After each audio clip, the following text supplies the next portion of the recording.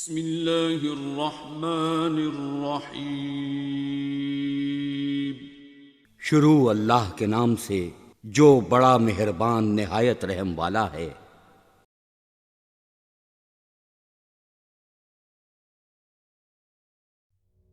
تمام سامعین اور ناظرین کو میری طرف سے السلام علیکم۔ ناظرین، آج کی معلومات حجاج بن یوسف کے متعلق ہیں۔ اس کا پورا نام ابو محمد حجاج بن یوسف بن حکیم بن ابو عقیل ثقفی تھا۔ یہ طائف میں پیدا ہوا اور وہیں اس کی پرورش ہوئی۔ حجاج بن یوسف طائف کے مشہور قبیلہ بنو ثقیف سے تعلق رکھتا تھا۔ ابتدائی تعلیم و تربیت اس نے اپنے والد سے حاصل کی، جو ایک مدرس تھا۔ تعلیم سے فارغ ہو کر اس نے اپنے باپ کے ساتھ ہی تدریس کا پیشہ اختیار کیا، لیکن وہ اس پیشے پر قطعی مطمئن نہیں تھا اور کسی نہ کسی طرح حکمران بننے کے خواب دیکھتا رہتا تھا۔ بالآخر وہ طائف چھوڑ کر دمشق پہنچا اور کسی نہ کسی طرح عبد الملک بن مروان کے وزیر کی ملازمت حاصل کرنے میں کامیاب ہو گیا۔ وزیر نے جلد ہی اس کی انتظامی صلاحیتوں کو بھانپ لیا اور اسے ترقی دے کر اپنی جاگیر کا منتظم مقرر کر دیا۔ ایک چیز جس کی وزیر کو ہمیشہ شکایت رہتی تھی وہ اس کی سخت گیری تھی، لیکن اس سخت گیری کی وجہ سے وزیر کی جاگیر کا انتظام بہت بہتر ہو گیا تھا۔ اتفاق سے عبد الملک کو اپنی فوج سے سستی اور کاہلی کی شکایت پیدا ہو گئی اور اس نے ایک محتسب مقرر کرنے کا فیصلہ کیا۔ وزیر نے حجاج کا نام پیش کیا، لیکن یہ وضاحت کر دی کہ آدمی سخت گیر ہے، اس لیے وہ اپنے افعال کے لیے جواب دہ نہیں ہوگا۔ اس طرح حجاج عبد الملک کی فوج میں شامل ہو گیا۔ محتسب کی حیثیت سے اس نے عبد الملک کی خوب خدمت کی اور اموی فوج اس سے دہشت کھانے لگی، یہاں تک کہ خود وزیر کا دستہ بھی اس کی سخت گیری کا شکار ہوا، حالانکہ وہ خود کئی سال انہی میں شامل رہا تھا۔ عبد الملک نے جب عراق پر حملہ کیا تو مصعب بن زبیر کے خلاف اس کے سخت اقدامات نے عبد الملک کو قائل کر دیا کہ حجاج اس کے کہنے پر کوئی بھی اقدام کر سکتا ہے۔ اس کے لیے اخلاقی و مذہبی حدود عبور کرنا کوئی مشکل کام نہیں تھا۔ ناظرین، اب بات کرتے ہیں مکہ پر حملے کی۔ عبداللہ بن زبیر اس وقت مکہ میں پناہ گزین تھے اور عبد الملک کو ان کی حکومت ختم کرنے کے لیے کسی ایسے شخص کی تلاش تھی جو عبداللہ بن زبیر کا خاتمہ کر سکے۔ چنانچہ حجاج کو اس مہم کا انچارج بنایا گیا۔ اس نے مکہ کی ناکہ بندی کر کے وہاں غذائی بحران پیدا کر دیا اور سنگ باری کی۔ جب شامی خانہ کعبہ کی حرمت یا عبداللہ بن زبیر کی اخلاقی اپیلوں کی وجہ سے ہچکچاتے تو حجاج خود سنگ باری کرتا تھا۔ اس مہم میں اس نے انتہائی سفاکی کا مظاہرہ کر کے عبداللہ بن زبیر کو شہید کر ڈالا اور اس کی لاش کو کئی روز تک پھانسی پر لٹکائے رکھا۔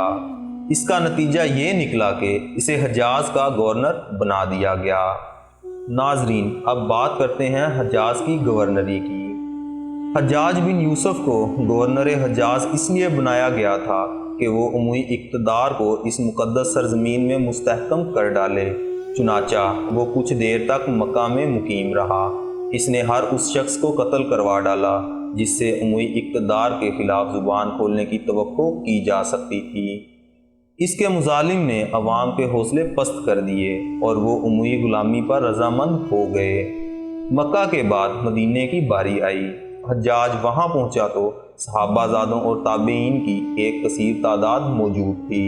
اس نے اہل مدینہ کو جمع کر کے ایک زوردار تقریر کی اور انہیں عبد الملک کی بیعت کرنے پر آمادہ کرنا چاہا، تاہم اہل مدینہ خاموش بیٹھے رہے، کسی نے مخالفت بھی نہ کی، لیکن بیعت بھی کسی نے نہ کی۔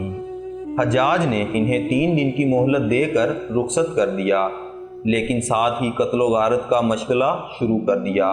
لوگ اس کے ظلم و ستم کے واقعات سن چکے تھے، اس لیے انہوں نے عبد الملک کی بیعت کر لی۔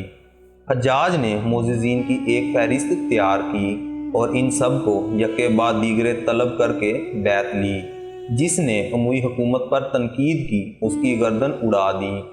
2 ماہ تک اس کی بربریت کے بھرپور مظاہرے ہوتے رہے۔ بالآخر اس مقدس بستی کے باشندوں سے قیامت ٹل گئی اور حجاج کا تبادلہ عراق کر دیا گیا۔ ناظرین، اب ایک نظر حجاج کے عراق میں جانے پر۔ عبد الملک نے اہل خراسان اور کوفہ و بصرہ کی باغیانہ روش کو ختم کرنے کے لیے حجاج کو گورنر مقرر کیا۔ اس نے صرف 12 آدمی ساتھ لیے اور 1000 میل کا فاصلہ طے کر کے بالکل غیر متوقع طور پر کوفہ پہنچا۔ کوفہ میں داخلے کے وقت اس نے نقاب پہن رکھا تھا تاکہ لوگ اسے پہچان نہ سکیں۔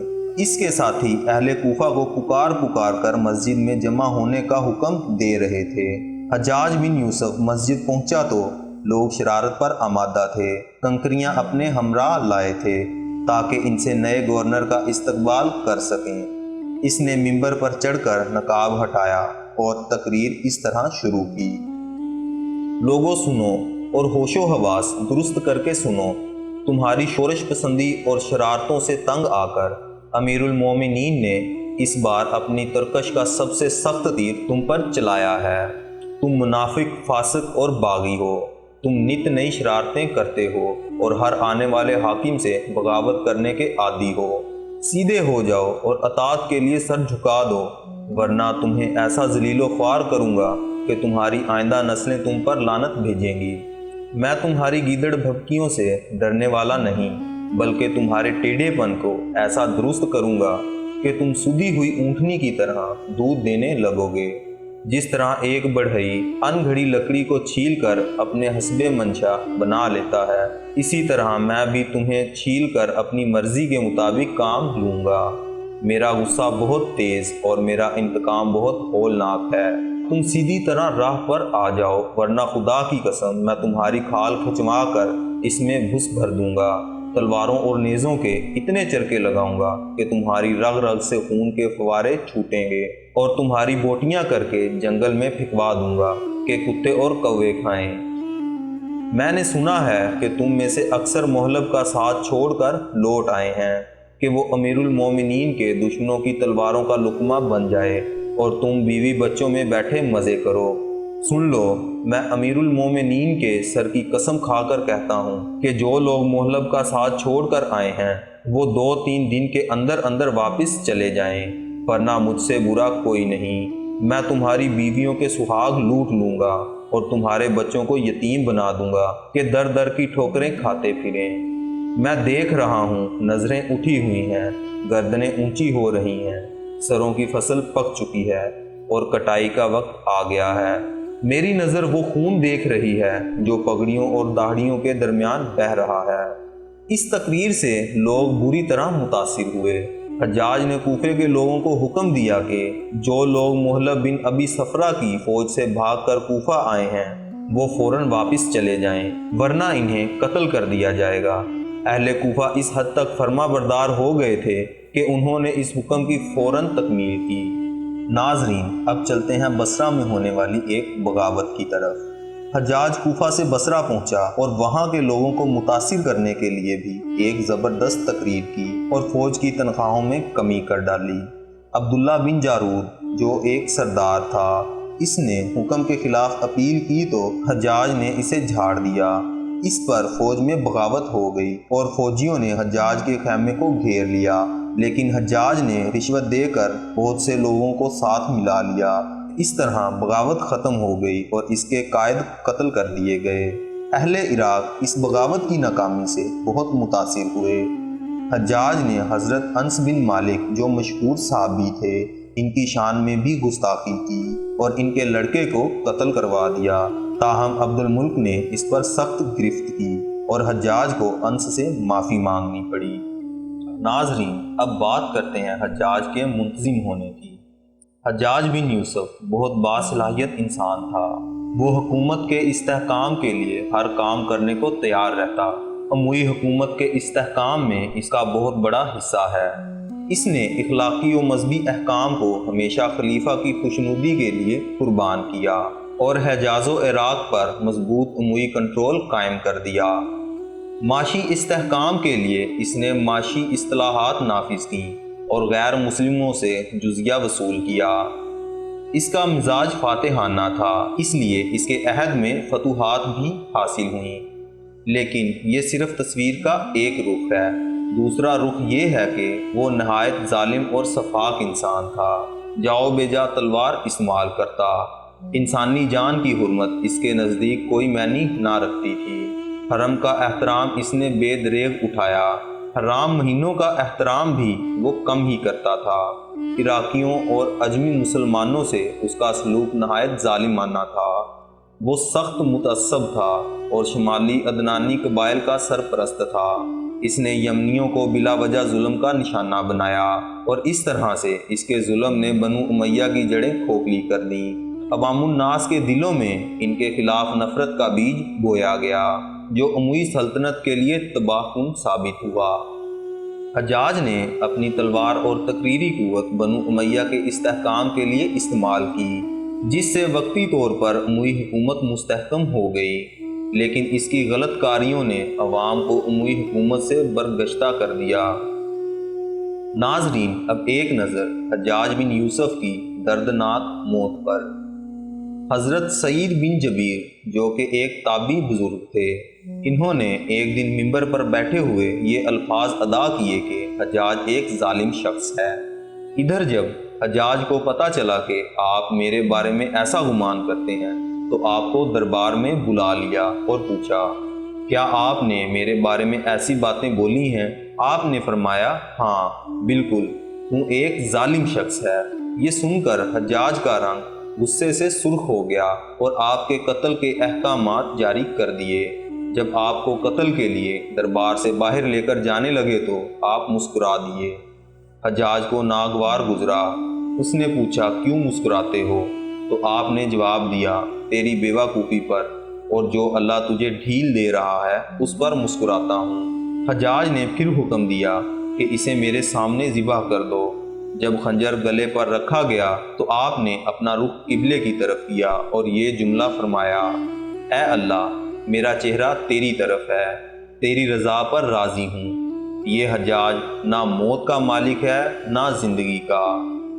جب حجاج نے یہ سنا تو بولا، اس کا رخ قبلے کی طرف سے پھیر دو۔ جب قبلے سے رخ پھیرا تو آپ نے فرمایا، یا اللہ، رخ جدھر بھی ہو تو ہر جگہ موجود ہے، مشرق مغرب ہر طرف تیری حکمرانی ہے۔ میری دعا ہے کہ میرا قتل اس کا آخری ظلم ہو، میرے بعد اسے کسی پر مسلط نہ فرمانا۔ جب آپ کی زبان سے یہ جملہ ادا ہوا تو اس کے ساتھ ہی آپ کو قتل کر دیا گیا اور اتنا خون نکلا کہ دربار تر ہو گیا۔ حجاج بہت ظالم تھا، اس نے اپنی زندگی میں ایک خونخوار درندے کا روپ دھار رکھا تھا۔ ایک طرف موسیٰ بن نصیر اور محمد بن قاسم کفار کی گردنیں اڑا رہے تھے اور دوسری طرف وہ خود اللہ کے بندوں، اولیاء اور علماء کے خون سے ہولی کھیل رہا تھا۔ اس نے جو آخری قتل کیا وہ عظیم تابعی اور زاہد و پارسا انسان حضرت سعید بن جبیر رضی اللہ تعالی عنہ کا قتل تھا۔ اس کے ساتھ حجاج کو وہ بیماری لگ گئی جسے زمہریری کہا جاتا ہے۔ اس میں سخت سردی کلیجے سے اٹھ کر سارے جسم پر چھا جاتی ہے۔ وہ کانپتا تھا، آگ سے بھری انگیٹھیاں اس کے پاس لائی جاتی تھیں اور اس قدر قریب رکھ دی جاتی تھیں کہ اس کی کھال جل جاتی تھی، مگر اسے احساس نہیں ہوتا تھا۔ حکیموں کو دکھانے پر انہوں نے بتایا کہ پیٹ میں سرطان ہے۔ ایک طبیب نے گوشت کا ٹکڑا لیا اور اسے دھاگے سے باندھ کر حجاج کے حلق میں اتار دیا۔ تھوڑی دیر بعد دھاگے کو کھینچا تو اس گوشت کے ٹکڑے کے ساتھ بہت عجیب نسل کے کیڑے چمٹے ہوئے تھے اور اتنی بدبو تھی جو پورے 1 مربع میل کے فاصلے پر پھیل گئی۔ درباری اٹھ کر بھاگ گئے۔ حکیم بھی بھاگنے لگا تو حجاج بولا کہ تم کدھر جاتا ہے، میرا علاج کر۔ حکیم بولا، تیری بیماری زمینی نہیں آسمانی ہے، اللہ سے پناہ مانگ۔ حجاج جب مادی تدبیروں سے مایوس ہو گیا تو اس نے حضرت حسن بصری رحمت اللہ علیہ کو بلوایا اور ان سے دعا کی درخواست کی۔ وہ حجاج کی حالت دیکھ کر رو پڑے اور فرمانے لگے، میں نے تجھے منع کیا تھا کہ نیک بندوں کے ساتھ چھیڑ چھاڑ نہ کرنا، ان پر ظلم نہ کرنا، مگر تم باز نہ آیا۔ آج حجاج عبرت کا سبب بنا ہوا تھا اور اندر باہر سے جل رہا تھا۔ وہ اندر سے مکمل طور پر ٹوٹ چکا تھا۔ حجاج نے جب دیکھا کہ بچنے کا کوئی امکان نہیں تو قریبی عزیزوں کو بلایا، جو بڑی کراہت کے ساتھ حجاج کے پاس آئے۔ حجاج نے ان سے کہا، میں مر جاؤں تو میرا جنازہ رات کو پڑھانا اور صبح ہو تو میری قبر کا نشان بھی مٹا دینا، کیونکہ لوگ مجھے مرنے کے بعد قبر میں بھی نہیں چھوڑیں گے۔ اگلے دن حجاج کا پیٹ پھٹ گیا اور اس کی موت واقع ہوئی۔ حضرت سعید بن جبیر رضی اللہ تعالیٰ عنہ کی وفات کے 40 دن بعد ہی حجاج کی موت بھی واقع ہو گئی تھی۔ اللہ ظلم کی رسی دراز ضرور کرتا ہے، لیکن جب ظالم سے حساب لیتا ہے تو فرشتے بھی حشیت الہی سے کانپتے ہیں اور عرش ہل جاتا ہے۔ ناظرین، اسی کے ساتھ اجازت چاہوں گا کہ آپ کو آج کی ہماری معلوماتی ویڈیو پسند آئی ہوگی۔ انشاءاللہ ملتے ہیں بہت جلد ایک نئی معلوماتی ویڈیو کے ساتھ۔ اللہ آپ کا حامی و ناصر۔